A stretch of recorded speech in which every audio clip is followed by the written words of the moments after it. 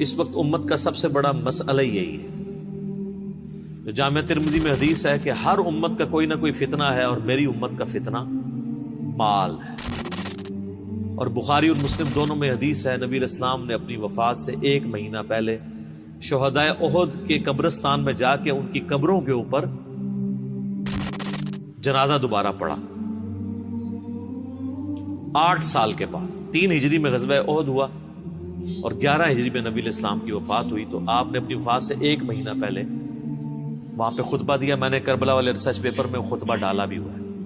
آپ علیہ السلام نے قبرستان میں خطبہ دیا عبرت کے لیے کہ مرنے کے بعد سب نے ادھر ہی آنا ہے، چونکہ آپ بھی دنیا سے جا رہے تھے، آپ کو اللہ نے بتا دیا۔ اور حدیث کے الفاظ ہیں، عقبہ بن عامر کہتے ہیں کہ میں نے آخری دفعہ رسول اللہ کو ممبر پہ اسی دن دیکھا تھا، اس کے بعد میں نے حضور کو ممبر پہ چڑھے ہوئے نہیں دیکھا۔ آپ فرمایا، لوگوں اللہ تعالیٰ نے مجھے اپنا حوض کوثر یہیں پہ دکھا دیا ہے، اس وقت میرا ممبر میرے حوض کوثر پہ لگا ہے، میں تمہارا پیش رو ہوں، یعنی میں آگے جانے والا ہوں، تم میرے بعد میرے پیچھے آؤ گے۔ ظاہر ہے نبی علیہ السلام نے ایک دعوت کھڑی کی تھی، اتنی محنت سے اپنی ایک ٹیم تیار کی تھی، اب دنیا تو ظاہر ہر بندے نے چھوڑ کے جانا ہے، تو آپ کو یہ ٹینشن بھی تھی کہ میں جو پیچھے لوگ چھوڑ کے جا رہا ہوں ان کو آخری درجے تک وصیت کر جاؤں کہ میرے بعد تمہیں خطرہ کن کن چیزوں سے۔ آپ نے فرمایا، مجھے اپنے بعد تم سے یہ ڈر نہیں کہ تم دوبارہ سے بت پرستی میں مبتلا ہو جاؤ، شرک کرنے لگ پڑو، یہ تو مجھے کانفیڈنس ہے کہ تم، یعنی اپنے صحابہ کے بارے میں آپ کو ایک گارنٹی تھی، تربیت یافتہ جو لوگ تھے، کہ یہ شرک میں مبتلا نہیں ہوں گے، البتہ مجھے یہ ڈر ہے کہ تم میرے بعد دنیا کے مال میں پھنس جاؤ گے اور دنیا کے خزانے تمہارے لیے کھول دیے جائیں گے۔ نبی علیہ السلام نے تو اپنی وفات تک فقر ہی دیکھا تھا۔ بخاری اور مسلم دونوں میں حدیث ہے، اما عائشہ کہتی ہیں کہ نبی علیہ السلام کی وفات تک ہماری یہ حالت تھی، بعض اوقات 1 مہینہ، بعض اوقات 2، بعض اوقات 3 مہینے تک ہمارے گھر میں چولہا نہیں جلتا تھا، کوئی پکانے کے لیے چیز نہیں ہوتی تھی، 2 کالی چیزوں پہ گزارا ہوتا تھا، ایک کھجور اور دوسرا پانی، اور کھجوریں بھی کوئی ٹنوں ٹن نہیں، 2 کھجوریں اور ایک میٹھا پانی کا پیالہ صبح کے وقت، اور 2 کھجوریں اور 1 پانی کا پیالہ میٹھا شام کے وقت، کیونکہ میٹھا پانی وہاں پہ ایشو تھا ریگستان میں۔ آج بھی آپ ذرا ریگستانی علاقوں میں چلے جائیں تو کتنے کلومیٹرز پیدل سفر کر کے، وہاں کی تو زندگی میں ایشو ہی یہی ہے کہ پانی بھر کے لانا ہے 8 کلومیٹر سے، اور آپ نے آٹا جو ہے چکی میں پیس کے بس روٹی پکانی، یہ ٹوٹل لوگوں کی زندگی ہے۔ یہ جو آپ یاشیاں جو نیٹ پہ یوٹیوب پہ بیٹھے رہتے ہیں اور فیس بک پہ، یہ تو وہاں کے مسئلے ہی نہیں ہیں، وہاں کے تو مسئلے ہی کچھ اور ہیں۔ تو اس زمانے میں نبی علیہ السلام کے مبارک زمانے، اما عائشہ کہتی ہیں کہ یعنی آپ علیہ السلام اور آپ کے گھر والوں کا گزارا کالی چیزوں پہ ہوتا تھا۔ اب ظاہر نبی علیہ السلام کو ٹینشن تو تھی کہ میرے بعد جب دنیا کے خزانے کھول دیے جائیں گے، تو مسلم شریف کے آگے الفاظ ہیں اس شہدائے احد والے قبرستان میں جو خطبے میں آپ نے فرمایا کہ مجھے خطرہ ہے کہ تم دنیا کے مال میں پھنس جاؤ گے، دنیا کی محبت میں ایک دوسرے کو قتل کرو گے، حتیٰ کہ تم بھی تباہ و برباد کر دیے جاؤ گے جس طرح تم سے اگلی امتیں برباد کر دی گئی۔ اور وہی ہوا ہے، آپ دیکھ 30 سال ہی سکون سے گزرے ہیں، وہ بھی بمشکل، اور اس کے بعد کیا ہوا ہے امت کے ساتھ؟ پھر اسلام کا عروج تو نیچے ہی آیا ہے، مسلمانوں کا عروج اوپر گیا ہے۔ ظاہر ہے ایک سپر پاور تھی، اس کا ایکسپلوژن تھا، جب بھی آج امریکہ سپر پاور ہے تو سر وہ بھی بدماشی کر رہا ہے، اس وقت ہم سپر پاور تھے، ہم بھی کسی کو کھنگڑ نہیں دے دیں، ٹھیک ہے؟ تو وہ ایک سپر پاور کا ایکسپلوژن تھا، اسلامی حکومتیں نہیں تھی، مسلمان حکومتیں تھیں۔ کس کی جرت ہے کہ وہ کہہ دے گے جو سلطنت مغلیہ کی حکومت اسلامی حکومت تھی؟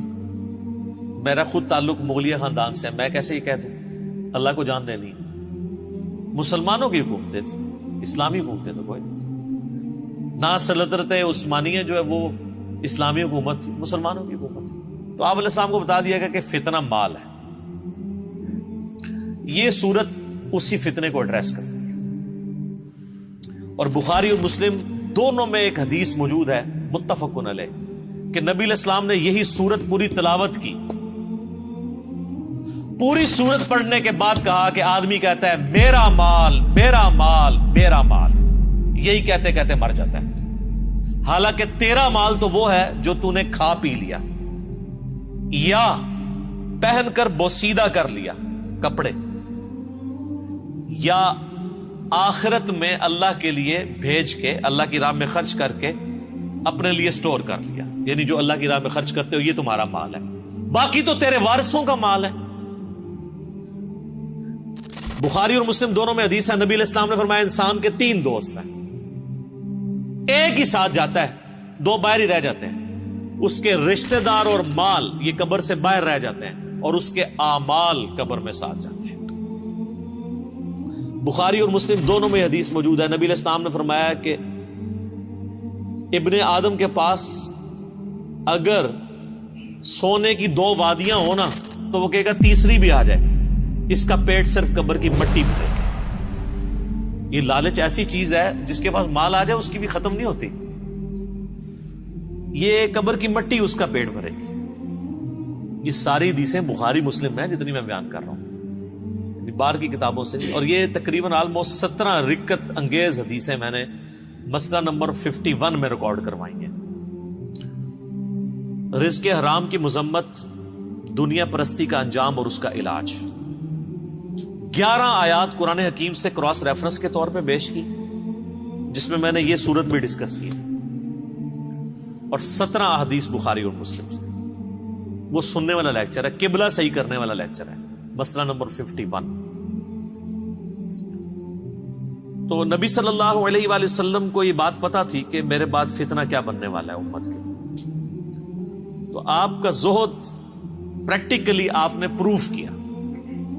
بخاری اور مسلم دونوں میں حدیث ہے، نبی علیہ السلام دعا کیا کرتے تھے، اے اللہ محمد اور آل محمد کو صلی اللہ علیہ وآلہ وسلم بس اتنا ہی رزق دینا کہ ان کی روح اور جسم کا رشتہ برقرار رہے، یعنی بس سانس چلتی رہے، اس سے زیادہ مجھے رزق نہیں چاہیے۔ سر جن لوگوں نے یہ حدیثیں نبی علیہ السلام سے سنی ہوئی تھی انہوں نے دنیا کو 3 طلاقیں دینی تھی نا، انہوں نے ابو ذر غفاری پھر بننا ہی تھا۔ ابو ذر غفاری کے اوپر میرا کلپ دیکھیں، رات کو میں دوبارہ دیکھ رہا تھا وہ کلپ، آپ کسی اور دنیا میں چلے جائیں گے۔ الہاکم التکاثر،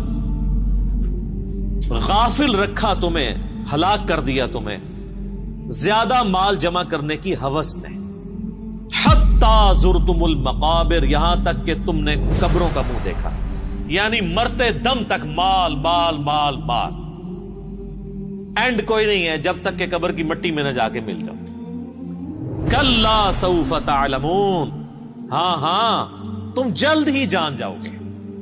ثم کلا سوف تعلمون، پھر تم سے کہتے ہیں ہاں ہاں ان قریب تمہیں معلوم ہو جائے گا۔ کلا لو تعلمون علم الیقین، ہاں تم یقینی طور پر جان جاؤ گے۔ یقین تو اسی وقت آنا جب چیز سامنے آ جائے گی۔ لترون الجحیم، تم دیکھ کر رہو گے دوزخ کی آگ کو۔ ثم لترونها عین الیقین، اس کے بعد تمہیں دوزخ کی جو آگ کو دیکھ کر اپنی آنکھوں سے یقین آ جائے گا، لیکن اس میں فائدہ کوئی نہیں ہونا۔ ثم لتسألن یومئذ عن النعیم، اس دن پھر تم سے اللہ تعالیٰ ہر اس نعمت کے بارے میں پوچھے گا جو اس نے دنیا میں تمہیں وہ نعمت دی تھی۔ آنکھ، کان، عقل، یہ ساری چیزیں دی تھی، ان کو یوٹیلائز کر کے اللہ کی اطاعت کیوں نہیں اختیار کی؟ ایک ایک نعمت کے بارے میں پوچھا جائے۔